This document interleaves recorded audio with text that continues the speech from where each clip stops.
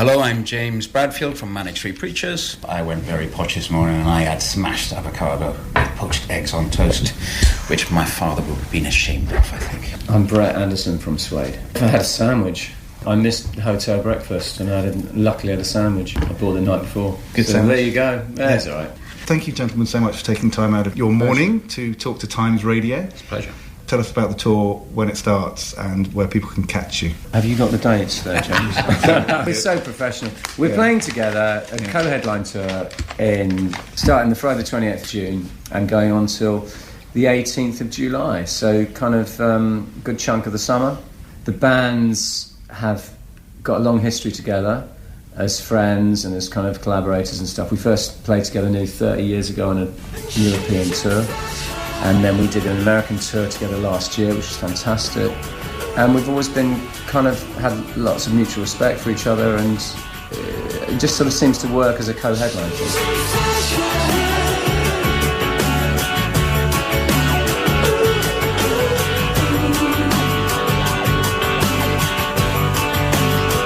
There was a National Theatre production of Frankenstein a couple of years ago where Benedict Cumberbatch and Johnny Lee Miller co-headlined, as it were.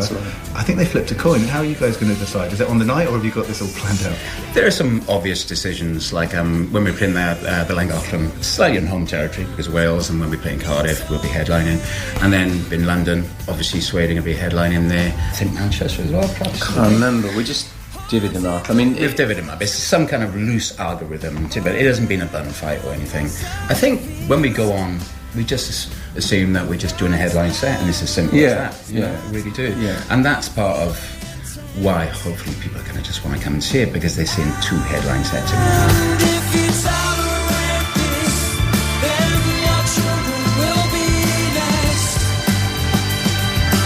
A bit of a Motown model, isn't it? Last year I saw the Temptations and the Four Tops, and they were flipping who was doing each night. Yeah. We got the Four Tops night, which I felt a bit shortchanged because their tunes weren't quite so strong. But I'm sure your back catalogues are equally great.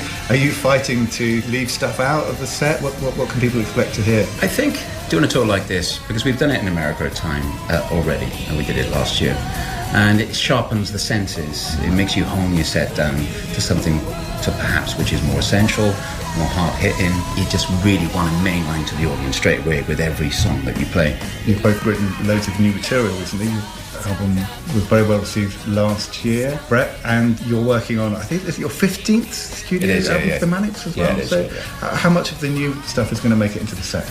I mean, I don't know yet. I don't really write the set list until the night before. It just depends how we're feeling. We play a lot of auto-fiction.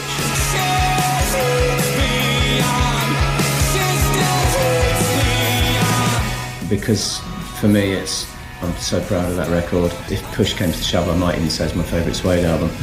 Obviously, we've got to play, songs from the back catalogue as well, which can be brilliant as well. It's not like I kind of play Animal Nitrate and kind of hate playing it. It's a great song and it kind of does it in the room, you know what I mean?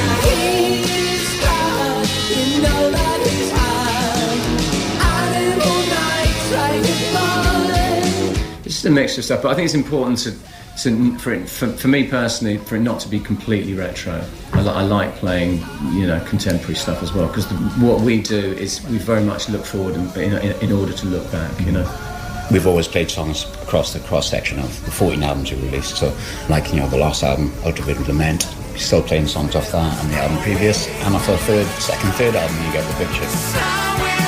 You didn't play much stuff from the Holy Bible, did you? No, we didn't, no. It's kind of, when you play stuff off the Holy Bible, our third album with Richie, it's definitely more of a mindset. You've got to prepare yourself for it, you've got to be hyped up to play that stuff. I dug that one out this morning, actually. It does have an energy to it. I wonder if you wouldn't mind just explaining for Times Radio listeners who might not know the full history of the band, the significance of that and the Holy Bible. The Holy Bible. Yeah. And of course, you mentioned Richie Edwards, your co-founder and songwriting partner. On the third album, Richie started delivering some lyrics that were different. They were definitely, for want of a better word, they were definitely had a misanthropic view, of the world and history and recent history. Stuff that was different to what had been on the previous two albums. And then subsequently, Richie went missing after we released that record, and it was seen as a particularly dark record. It was a record that was seen to take a dark outward kind of vision to the world and ought to be reflected in terms of Richie being a lyrical mirror to the world. It was quite dark, and undoubtedly. And I suppose people have theorised that the lyrics that he was writing on that record definitely, perhaps Richie mainlined too many of those subjects too much in terms of if it affected the way he looked at the world, and people have theorised that that's why he went missing. We don't know, but it's a massive part of the narrative of the band, and we don't know any of those answers. Brett, I also this morning, in the interest of balance, dug out Dogman Style. I was just going to mention an album of yours from that year, I think, 93 and 94. I was going to mention that because the first time we toured together, these guys were touring the Holy Bible and we were touring Dogman Star. And I think the Holy Bible and Dogman Star are respectively the darkest records we've ever made. I don't know what James would say about that. But I was... Would you agree with that? I think so, yeah. I mean, I know Suede were going through some internal stuff at that point too. We were as well. And Dogman Style was a record that I'll freely admit I was obsessed with. My old Walkman, I played that album to death. It's a dark album, but it's strangely glamorous as well.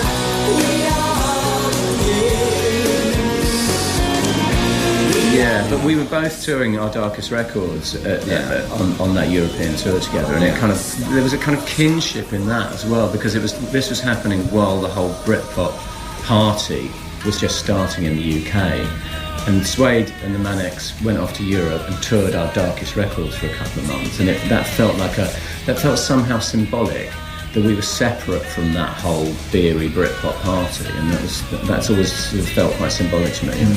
People might not be overly familiar with the history of Suede as well, and of course you had a prominent co-founder in the shape of Bernard Butler, who departed quite soon into your history. How do you feel playing early material? Can you kind of play it with a new head now? Yeah, I mean, you can always play old songs because if they're any good, they automatically come with their own motivation. You don't ever have to think, how am I going to get my head into this song? If it's a good song, it's a good song. Do you know what I mean? So, and those songs, they're still good. And yeah, obviously I'm a different person singing those songs now, but you kind of it's like anything, you kind of reflect on them differently and you find a different energy in them. So I don't ever feel as though it's kind of fake playing those old songs, even though the young man that wrote them is a very different person.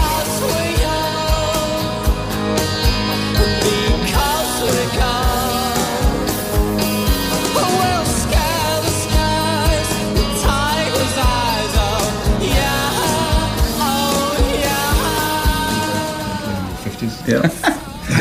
Approaching the later stages of life, but do you feel you're going through it? Well, I'm in that boat too. Plummeting towards death. Closer to the end than the beginning. We're all dying, it's just a case of when. Yeah. How's your songwriting changed as you've matured? I don't think it's changed much. I still wait for lyrics off Nick. I still get excited when I get lyrics off him, and I just still wait for the moment to seize me. Sometimes, I think Brett will concur, I don't know, but sometimes we'll try and write a song and it takes 20 minutes. Well, I'll try and write a single, it takes 20 minutes. And then sometimes I get rid of 10 versions until I get to the right version. For me, songwriting is the central point of this. Everything else sits around the central point of songwriting. If I'm not creating new work, I couldn't be doing any of this other stuff. And it's always been about creativity for me. In a funny sort of way, I think I've become less mature. Yeah, when you first start, you kind of you want to be. There's a point you go through when you want to be really sophisticated, and I don't really want to be sophisticated in my songwriting anymore. I want to do the opposite. I want to be primal in my songwriting. One final question: can you remember the rider you had on that European tour back in the early '90s, and how's that changed now? Yes, I remember there was a bottle of Jack Daniel every night, there was a bottle of Jameson's every night. It was rock and roll tour, wasn't it? 20 bottles of Beck's, there was always lots of Fanta and Coca-Cola and Lion bars and picnics for Nick. Now, it's all quite healthy, sweet potato. More hummus. More hummus. There's a bottle of gin in there just in case if the wherewithal takes me. Lots of strong tea bags. Paned Welsh tea bags. You must have that. Well, let's hope the tea bags are well stocked and that the tour is a huge success, as I'm sure it will be. And everyone look you all up online and find out where to come and see you over the summer. I'll see you at Ali Pally. Cool. And props on the brown corduroy suit as well. Yeah, I like it. Thank you. Nice. John Lewis. You have broken through my armor. So that was producer Tim there chatting to Suede singer Brett Anderson and James Dean Bradfield of the Manic Street Preachers. Tickets for their joint summer tour are now on sale.